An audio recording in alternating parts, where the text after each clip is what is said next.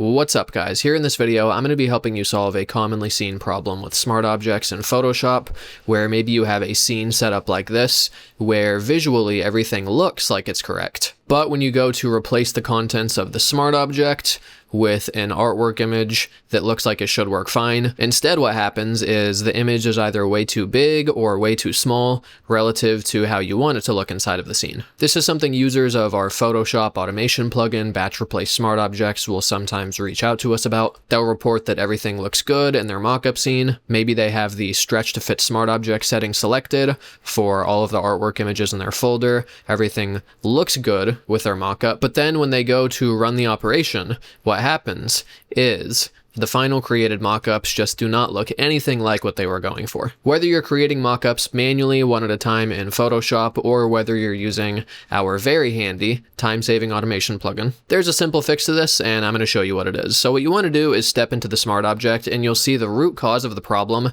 is there's a bunch of excess transparent space inside of the smart object. And this is what causes the problem, because what has to happen is the smart object layer inside of the scene has to sort of compensate for this extra empty space by just blowing up the image to be much larger than it actually needs to be. And so what happens is when it goes to replace the contents of the smart object, it fills the whole space here, and that causes the placed image to end up looking way bigger than what it is that you're actually going for. Really, the simplest way to fix this is you want to just come here to your smart object, you want to right click and do a replace contents operation for one particular image, and this is then the image that you want to resize down to your target size so that it fits optimally inside of the scene. Because what happens is when you do a replace contents operation, it doesn't leave any of that excess transparent space that we saw around the image. And if you compare the two, this was the original image inside of it. This is the other image where replace contents was used. And so if you come here using this mockup,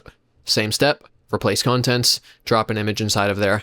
Now it's doing exactly what we want it to. And then if you use our Photoshop plugin to automate this process of creating your mockups, as expected, it creates perfect looking mockups using the stretch to fit smart object feature. There's a link in the description to our Batch Replace Smart Objects plugin if you spend a lot of time in Photoshop manually creating your mockups one at a time. This is a super useful automation tool that you can use. All you have to do is just specify the folder of mockups used for the operation, the folder of artwork images to replace the smart object layers. You can configure your placement rule based upon how you want the images placed and sized inside of the scene. And then you just specify the output folder, select your output file type. Then you just click run this now, and this tool will automatically create all your mockups for you. Hope you found this helpful. Thank you guys for watching, and see you later.